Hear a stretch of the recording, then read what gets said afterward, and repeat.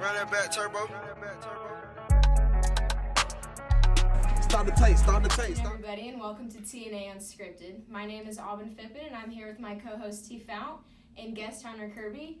We're going to be talking about a few different things that's going on in the sports world, but the first thing that we're going to talk about, we're just going to jump right into it, is NBA Rookie of the Year. Who you got, Tyler? Yeah, I'm rocking with my man Zion. When you got a player like Zion Williamson, he's energetic. He's like an Energizer bunny. Some people would argue Ja Morant. No way. I mean, what he's doing is amazing. He's doing a great job. He's carrying the Grizzlies, but Zion has only played 7 games. He's averaging 20 points per game, 8 rebounds per game. He's playing better than what his stats are showing. And then you go to Ja Morant. He's played way more than 7 games, 17 points per game, 3 rebounds per game. He's exciting to watch play, but he's the star on this team, and he's only averaging 17 points per game. Say that again. He's a star on this team. He's a rookie. Look. It's on me. Okay. Check this out. Okay. He's the star on this team. Regardless of him being a rookie, he's only averaging 17 points. Zion coming in off the bat, 20 points per game. 20 points per game, 8 rebounds per game. Ja Morant had 6 games where he put up single digits. Okay. And at the most, he shot 13 shots. Then he had a game against the Celtics where he only put up 2 points. And he played for 25 minutes. So I'm gonna just rest my case right there, and you say what you gotta say. Can I ask you a question? How many standouts does the Pelicans have on their team to help Zion do what he does? And how many attributes That's my point. That's my point. Ja don't need that. I mean, if he's you a don't rookie. have that, He's a rookie. Zion's He's a from rookie. Murray State. Zion's a rookie. Come on, man. What does the school got to do with? He's in the NBA. He's in the big league now. He's in the big league now. All right. Zion playing with Drew Holiday, Brandon Ingram. All those players are averaging over 20 points per game. Drew is averaging 20. Brandon Ingram averaging 25. He's an all-star this year. You have Lonzo, who's there to help Zion. So where are you going with that question? Like, it doesn't matter. It does not matter what other players he have on his team. Okay. If Zion was the only player on his team right now, he would still take those Pelicans past the hump. People would be scared. That's a primetime team. So you were saying that Zion has done more in 7 games than Morant has done the whole season, right? I'm not saying that. Okay. I'm not saying that. But if you look at Ja's first 7 games, he has 2 back-to-back single-digit games. One game with 8 points, the other game with 6 points, and over 23 minutes. Okay, I understand that. But the young kid out of Murray State has had a 30-point game. He's averaging 17.3 points a game as a rookie for the Memphis Grizzlies that haven't made the playoffs since 2016. So he's coming in with nobody. He has a rookie head coach that doesn't know a lot. I think he's going to bring his team to the playoffs, and I think he should be Rookie of the Year. I don't know why you think Zion should be Rookie of the Year. He's only played 7 games. He's coming off an injury.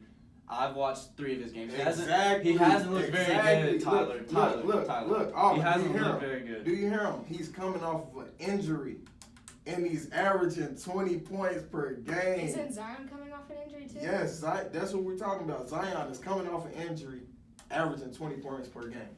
Morant's been in the league, healthy. So what if he's from Murray State?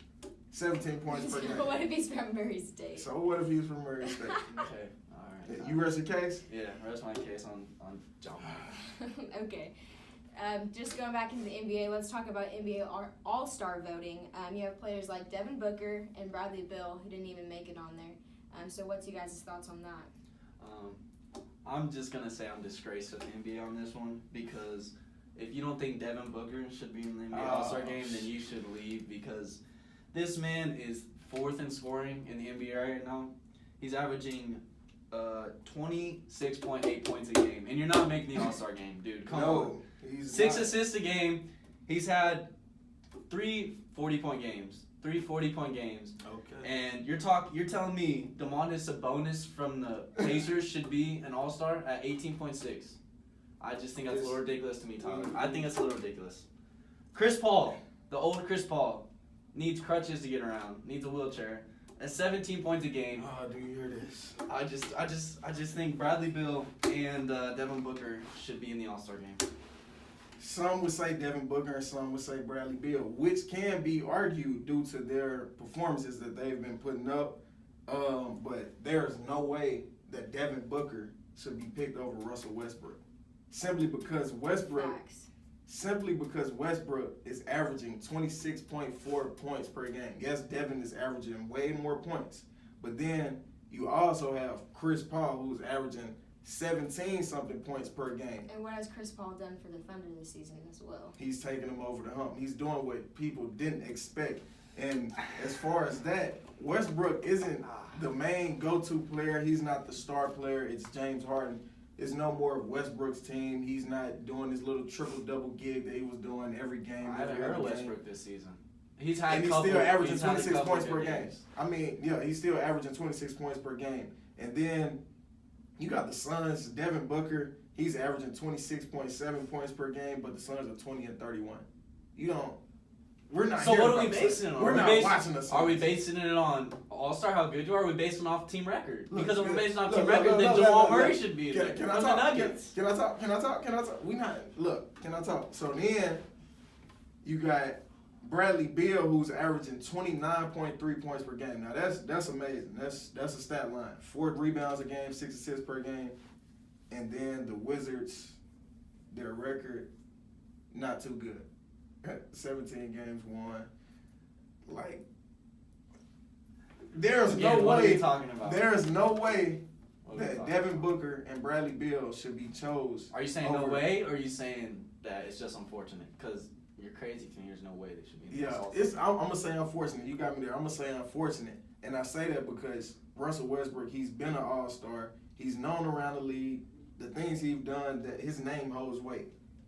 And then you have Chris Paul. He's part of the Players Union, a leader in it. He's an All-Star. He's been Players around the Union, league. man, Come on. How many Like, titles he had, man? Huh? What has he done in the playoffs, Chris Paul?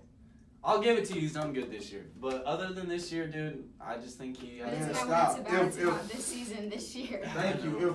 If Chris Paul doesn't get injured with the Rockets in the playoffs last year or the year before that, whatever year it was, they get over the Warriors. The Warriors only won because Chris Paul got injured. So you can't say what has Devin Booker done? Has he reached the playoffs? What has Bradley Beal done? Like, we're talking about the All-Star votes right now, man. That's what it is. That's facts. That's what we call it. We have one more NBA topic, and let's kind of touch base on that. Kind of a little bit of a touchy subject. But do you guys believe that it's mandatory for the Lakers to win a title in honor of Kobe's legacy? I say no. And I say that because that puts more pressure on the team. And it's young players still on that team with the Lakers. And then you have LeBron James, who's already bringing pressure onto the team. Like, more media. Everybody pays attention to the Lakers because they have LeBron James. And then the Battle of L.A. is also a big deal as well between the Clippers and the Lakers. People make that a big deal as well. So, I mean, it's pressure. It's a lot of pressure being put on the Lakers organization right now. And then with Kobe passing and things of that nature, it came at a bad time. It was very unfortunate, unexpected. And, I mean, they don't need any more pressure put on the Lakers, I would say, simply because they can honor Kobe by not just winning the title. They don't There's have lots to of win the ways title. to honor him. Right. They can play hard each game. Just playing hard, having that Mamba mentality, as some would say, that could be a great way to honor Kobe as well, I believe. For sure. Do you have anything to say about Of course they have to win the title. Man. Of course they have to win the title. Oh. They went 37-45 last year, 10th in the West, with the best player in the world, LeBron James. Getting injured. They have to win the Getting title. injured. Hey, I don't think that was an injury. I think that was him loafing. I think that was him loafing. I don't think that was an injury. I can't let you do that to go, James. Hey, I can't let you do that. they picked up Anthony Davis, one of the best posts in the league.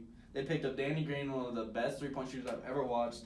And I think the Lakers will win the title this year for Kobe Bryant. And I think LeBron has a huge chip on his shoulder. And I think that whole organization has a huge chip on their shoulder. Rob Pelinka, he got judged for what he did. Magic Johnson left. they've been on the backside, and I think this year with the talent they have, and the West has been kind of weak. I think that they need to win the title, and I will disagree with you. I think they have a huge chip on their shoulder. And I think it is meant towards them winning the finals. And I don't believe I mean, that's your opinion, and not that it's wrong, but it's wrong. But all right. Hey. So look, I don't want to say definitely, but I don't believe you have to win to honor Kobe. I mean, winning games, you can honor him that way. Playing hard, you can honor him that way. Winning the title, you can honor him with the title, but that puts pressure on the team when they already have enough pressure as it is right now. Like playing to, oh man, we playing this game for Kobe, and then you losing, and it's like, man, like. So what's the successful season for the Lakers then? What's a successful season? Nothing but a championship. Exactly.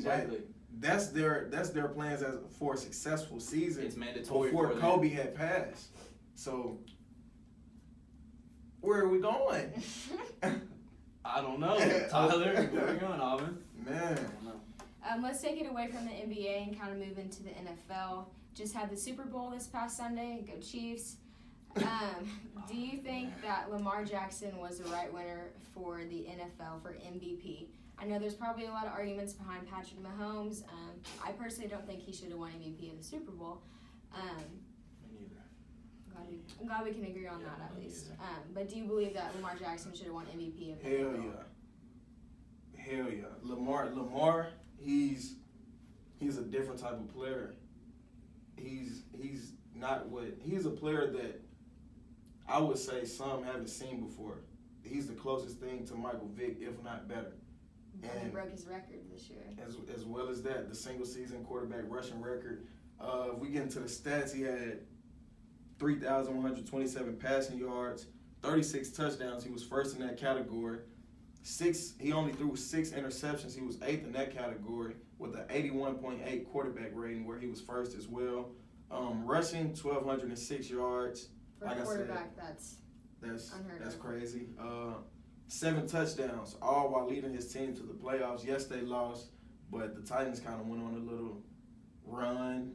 Some never expected that to happen. So, I mean, as far as him winning the MVP, he deserved that most definitely. He's a different player on the field. He's exciting to watch. You never know what's his next move. Defense has a hard problem containing him. He's just an all-around great player. He's a young quarterback. He's 23. Still has time to improve. To get over that hump, I believe he needs another weapon. And he could be MVP of the NFL for many more years to come. I agree with you about Lamar Jackson. I think he is. Write that down as one thing y'all agree on. He is a human cheat code, in my opinion. He's the closest thing that we've seen to Michael Vick in 10 years. And I think what makes Lamar Jackson special is he's one of them players where you don't see every 10 to 20 years. Like, he's one of them special players. Most definitely. He's the best quarterback in football. I think he's better than Mahomes. I think he's better than Brady or Rodgers. You'll never see a quarterback like Lamar Jackson, and some will even say he might be a better quarterback than Michael Vick. But I still think he has a little more improving to do on his passing. And mark my words, they will win a Super Bowl in the next 5 years for sure. They definitely will. I agree with that. But as far as being the best quarterback, now Lamar Jackson, he got cover. Well, we call it at the crib. He got that B button, that O button. He know how to spin. Yes, he can definitely put some moves on you there. But Pat Mahomes is the best quarterback in the league. But that's where That's where a different day. Give Lamar Jackson Tyreek Hill and Travis Kelce, and he do the same thing. I'm not disagreeing with that. But we're talking about MVP. The quarterback. We're talking about the best quarterback. MVP, not most valuable player, not most valuable team. Thank you. She's here. We here. You can with get it. my back too, Auburn. We here with it. So, man, you give him Tyreek Hill. Like I said, if he gets a couple more players, he can get over that hump. He can make it to the Super Bowl. I definitely believe him. Big trust. I'm with that. Speaking of quarterbacks, should Kyler Murray have won Rookie of the Year for the NFL? I'm gonna let you start. Okay. Yeah. Because we won't agree on this one. No, Kyler Murray definitely shouldn't. I mean, I know I like OU, but Kyler Murray definitely shouldn't have won Rookie of the Year. I mean, come on, they went 5-10. he had he threw more than 5 interceptions. He had no more than 20 touchdowns. Man. Don't talk about his bad side. let me talk about his good side. It's the only argument he has. Is that. Yeah. Nick Bosa from the San Francisco 49ers, 12 sacks as a rookie, 47 tackles, and might I add, 1 interception in the postseason. And where were they at last weekend? In the Super Bowl. So I think as a rookie, he is the most valuable player. I'm gonna stop you there. I'm gonna stop you there. I gotta stop you there because now you talking nonsense. You talking nonsense right now. Bosa, great defensive player. 49ers, great defensive team. 49ers, great defensive line. And that's it. And that's why he's gonna be. And since you want to talk about that, then look, I'm gonna check you right here. Kyler Murray, no team at all. Since you want to talk about, you talked about teams earlier, right? Exactly. You got Larry Fitz. No. So, Kyler Murray, Rookie of the Year, no team at all, still found a way to win at least 5 games. 64.4 completion percentage, 3,722 yards, and 20 touchdowns. Since you wanted to add that, I'm going to add that too. Add that. Rushing, he had 544 yards and 5 touchdowns. So, you know what I'm saying? You do the math, that's 25 touchdowns whole season. That's good, rookie. And then, against the 49ers, he put up 26 points. He only got sacked 3 times. And I'm not even sure if Nick Bosa was one of the people that sacked him. He had 150 passing with 72.7 completion percentage and 2 touchdowns. Rushing, he had a touchdown as well with 67 yards to go along with that. So, if you want to make the case for Nick Bosa because he went to the Super Bowl, then I'm not hearing it. I'm not buying it. Whatever you selling, I'm not buying. I'm screaming. I'm selling it, I'm too. not doing none of that. I'm not doing none of that. Kyler Murray, Rookie of the Year. Go Cards. I think that I'm not a huge OU fan, and that's the only stand I have on it. So.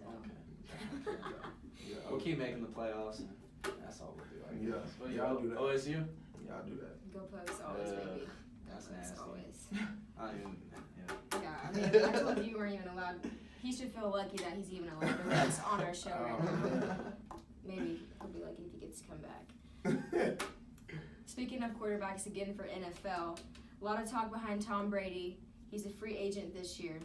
He's never been paid more than $23 million in a season, and the Patriots are coming at him with $30 million. Do you think that that's going to persuade him to stay at the Patriots, or do you think he's going to go somewhere else? Man. It's a lot of money. Somebody come at me with $30 million.